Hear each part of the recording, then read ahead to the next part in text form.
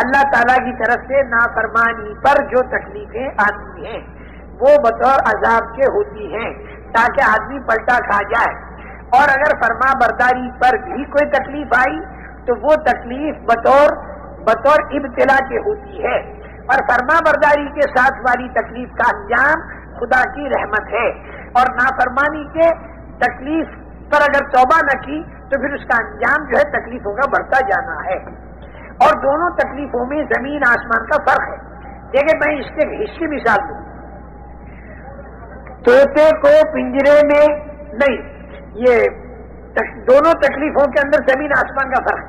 ایک آدمی نے غصے کے اندر چھرا مارا اور زہر میں ڈبا کر چھرا مارا، پورے بدن میں پھوڑے پھوڑے ہو گئے، زخم ہو گیا۔ اب یہ آدمی ڈاکٹر کے پاس گئے تو ڈاکٹر صاحب نے کہا کہ بھائی دیکھو زہر پورے بدن میں چڑھ چکا ہے، اس کے علاج پر 2000 روپیہ خرچ ہوگا، 15 انجیکشن لگاؤں گا، 40 دن تک کڑوی دوا پینی پڑے گی، پرہیز کا بد مزہ کھانا یا بے مزہ کھانا کھانا پڑے گا، اور یہ جتنے پھوڑے ہو گئے ہیں یہ پھوڑے زہریلے ہیں، تو ان سارے زہریلے پھوڑوں کا آپریشن ہوگا اور تم 2 مہینے کے اندر ٹھیک ہو جاؤ۔ اب دیکھیے ڈاکٹر جو ہے یہ اس کے اوپر آپریشن بھی کر رہا ہے، کڑوی دوا بھی پلا رہا ہے، انجیکشن بھی مار رہا ہے۔ جس آدمی نے غصے میں چھرا مارا اور یہ ڈاکٹر بھی چھرا مار رہا ہے۔ اب یہ اگر ڈاکٹر سے یوں کہے کہ ڈاکٹر صاحب ہم تو آئے تھے آپ کے پاس تاکہ ہم کو راحت ملے اور آپ بھی ہمارے کو اتنی لمبی سوئی داخل کر رہے اور آپ بھی ہم کو چھرا مار رہے، اس نے بھی چھرا مارا آپ بھی چھرا مار رہے، نہیں میرے بھائی، غصے والا چھرا تو مار ڈالنے کے لیے تھا اور آپریشن والا چھرا تندرستی کے لیے ہے۔ نافرمانی والا، نافرمانی کے ساتھ جو تکلیف آتی ہے وہ تکلیف تو وہ ہے جو آدمی کو پریشان کرنے والی، اور فرما برداری کے ساتھ جو تکلیف آتی ہے وہ ایسی ہے جیسے ڈاکٹر کا آپریشن آئندہ جا کر ٹھیک ہوگا۔ اسی لیے وَلَنَبْلُوَنَّكُمْ والی جو آیتیں ہیں اس کے آخر میں اللہ تعالیٰ نے کیا فرمایا؟ وَلَنَبْلُوَنَّكُمْ بِشَيْءٍ مِّنَ الْخَوْفِ وَالْجُوعِ وَنَقْصٍ مِّنَ الْأَمْوَالِ وَالْأَنفُسِ وَالثَّمَرَاتِ۔ اللہ تعالیٰ فرماتے کہ ہم ضرور بھی ضرور تمہیں آزمائیں گے اور ٹھوک بجا کر دیکھیں گے، اس میں کبھی خوف، کبھی بھوک، کبھی مال کی کمی، پھلوں کی کمی،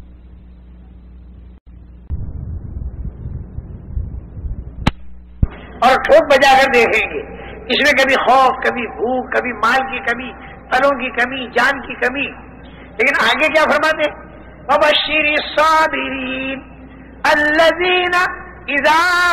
أَصَابَتْهُم مُّصِيبَةٌ قَالُوا إِنَّا لِلَّهِ وَإِنَّا إِلَيْهِ رَاجِعُونَ۔ صبر کرنے والوں کو اور جھیلنے والوں کو خوشخبری سنا دو کہ جب ان کے اوپر کوئی تکلیف آتی ہے تو وہ یہ کہتے ہیں کہ انا للہ و انا الیہ راجعون، ہم اللہ کے ہیں اور اللہ کی طرف جانے والے۔ اگر ہمارا مال لوٹا تو وہ بھی اللہ کی طرف چلا گیا، دکان پر آگ لگائی تو وہ بھی اللہ کی طرف چلی گئی، رشتہ داروں کو مار دیا تو وہ بھی اللہ کی طرف چلا گیا، اور مجھے بھی اللہ کی طرف جانا ہے اور اللہ ہی مجھے اس کا بدلہ دے گا۔ پہلے جہاز سے جدے کی طرف بیوی اور بچے روانہ ہو گئے، دوسرے جہاز سے ماں اور باپ روانہ ہو گئے، تیسرے جہاز سے ساز و سامان گیا، چوتھے جہاز سے چچا اور ماموں گئے، اور 5ویں جہاز سے کرنسی گئی، اور 7ویں جہاز سے مجھے جانا۔ تو ہر آدمی یوں کہے گا جو فلاں فلاں تو پہنچ گئے، فلاں فلاں تو پہنچ گئے، تو بھائی جو کچھ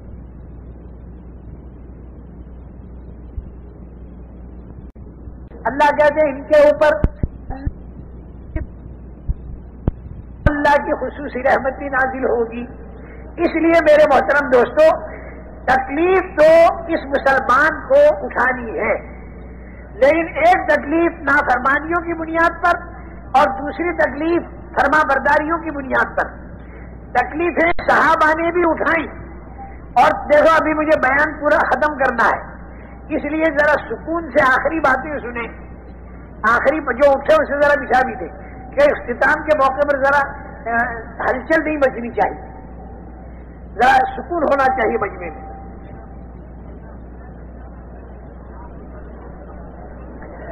دیکھو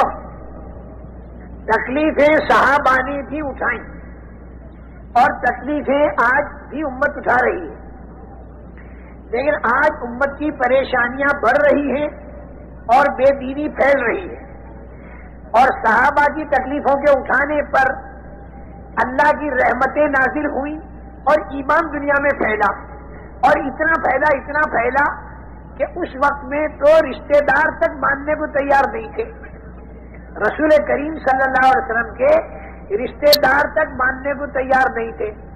13 سال تک لڑائیاں کرتے رہے، اور مدینہ منورہ جب آپ تشریف لے گئے تو بدر، احد اور خندق 5 سال تک وہاں پر بھی لڑائیاں کرتے رہے۔ وہ طریقہ جو پورے عالم کے اندر پہنچانا ہے، اس طریقے کو رشتہ دار ماننے کو تیار نہیں تھے، لیکن ان تکلیفوں کا نتیجہ یہ نکلا کہ آج لاکھوں کی مقدار میں تو اس مجمع میں بیٹھے اور کروڑوں کی مقدار میں پورے عالم میں پھیلے ہوئے عتبہ اور شیبہ جو رشتہ داریوں کے اندر بھی تھے، دور سے گئی رشتہ داریاں بھی تھیں،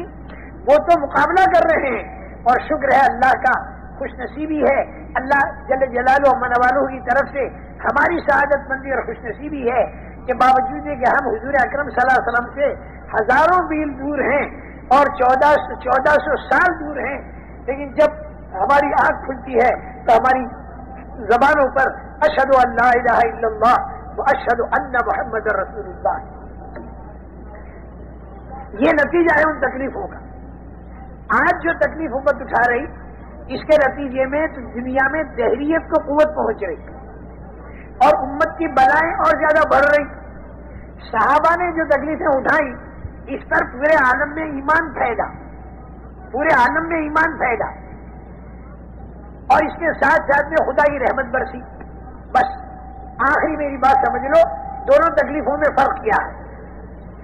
آج کی تکلیف تو اللہ کے احکامات توڑنے کی بنیاد پر آ رہی، پورے عالم کے اندر امت کے اندر سے دینداری نکل گئی،